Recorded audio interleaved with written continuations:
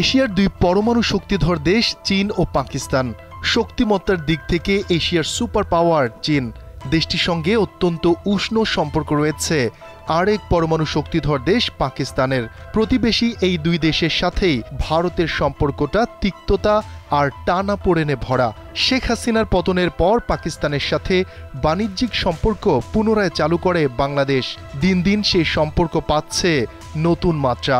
কিন্তু প্রতিবেশী এই তিন দেশের ঘনিষ্ঠতায় উদ্বেগ বাড়ছে ভারতের অভ্যন্তরে। কোনো রাগঢাক ছাড়াই গণমাধ্যমের কাছে সেই উদ্বেগের বিষয়টি খোলাসা করে দিয়েছেন ভারতের প্রতিরক্ষা সর্বাধিনায়ক।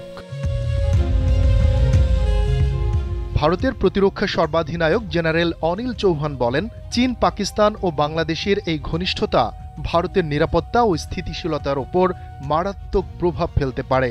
মঙ্গলবার ভারতের চিন্তক প্রতিষ্ঠান অবজারভার রিসার্চ ফাউন্ডেশন আয়োজিত এক অনুষ্ঠানে এমন উদ্বেগ প্রকাশ করেন তিনি। ব্যাখ্যা করেন ঠিক কি কি কারণে উদ্বেগে রয়েছে নরেন্দ্র মোদী সরকার। জেনারেল চৌহান বলেন, ভারত মহাসাগরীয় অঞ্চলের দেশগুলোর অর্থনৈতিক সংকট বহিরাগত শক্তিদের প্রভাব বিস্তারের সুযোগ করে দিচ্ছে। চীনের দিকে ইঙ্গিত করে তিনি বলেন, ঋণ কূটনীতির সাহায্যে প্রভাব বিস্তারের মধ্য দিয়ে তারা ভারতের জন্য বিপজ্জনক হয়ে উঠেছে। পাশাপাশি ঘন ঘন সরকার পরিবর্তন এবং সেই সঙ্গে তাদের আদর্শচ্যুতিও চ্যালেঞ্জ হয়ে উঠেছে নয়াদিল্লির জন্য।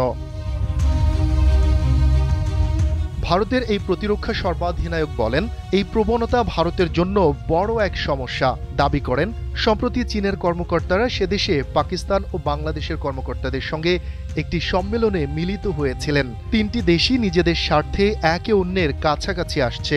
এই কাছে আসাটা নয়াদিল্লির স্থিতিশীলতা ও নিরাপত্তার উপর প্রভাব ফেলতে পারে বলে তার ধারণা। বিশ্লেষকরা বলছেন, চীন ও পাকিস্তানের ঘনিষ্ঠতা বহু পুরনো। বাংলাদেশে রাজনৈতিক পালাবদল, ক্ষমতাচ্যুত প্রধানমন্ত্রী শেখ হাসিনার দেশত্যাগ এবং তার ভারতে আশ্রয় লাভ ভারত বাংলাদেশ সম্পর্কে নেতিবাচক প্রভাব ফেলেছে। এই পরিস্থিতিতে চীন, পাকিস্তান, বাংলাদেশের কাছাকাছি আসাটা জেনারেল চৌহানকে সন্দিহান করে তুলেছে। তিনি মনে করছেন, এই তিন দেশের ঘনিষ্ঠতা ভারতের চিন্তা বাড়াতে পারে, স্থিতিশীলতার পক্ষে হতে পারে বিপজ্জনক।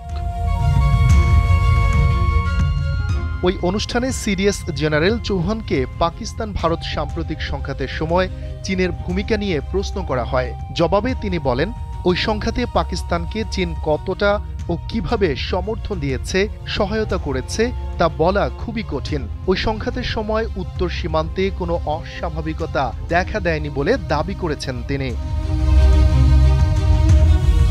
এ সময় জেনারেল চৌহান আরও বলেন, তবে ঘটনা হলো পাকিস্তান তাদের প্রয়োজনীয় প্রতিরক্ষা সরঞ্জামের বেশিরভাগটাই চীন থেকে নিচ্ছে। সে কারণে পাকিস্তানে চীনের উপস্থিতি থাকারই কথা, বিশেষ করে সংঘাত ও সংঘর্ষের সময়। সেটা কতটা ছিল এবং সমর্থন বা সহায়তার চরিত্র ঠিক কেমন তা বলা এখনই সহজ নয়। এর আগে অপারেশন সিঁদুর নাম দিয়ে পাকিস্তানে হামলার প্রসঙ্গে ভারতের উপসেনা প্রধান লেফটেন্যান্ট জেনারেল রাহুল আর সিং গেল শুক্রবার বলেছিলেন, সংঘাতের সময় পাকিস্তানকে চীন শুধু সাহায্যই করেনি, সংক্ষিপ্ত ওই যুদ্ধকে তারা তাদের অস্ত্রের পরীক্ষাগার গড়ে তুলেছিল। ওই কর্মকর্তার দাবি, ভারতের বিরুদ্ধে পাকিস্তান ওই যুদ্ধে যেসব অস্ত্র ব্যবহার করেছে সেগুলোর ৮১% চীনের তৈরি।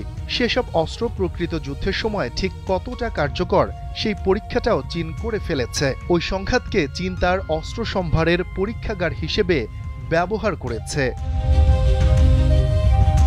শফিকুল ইসলাম শান্ত, দীপ্ত সংবাদ।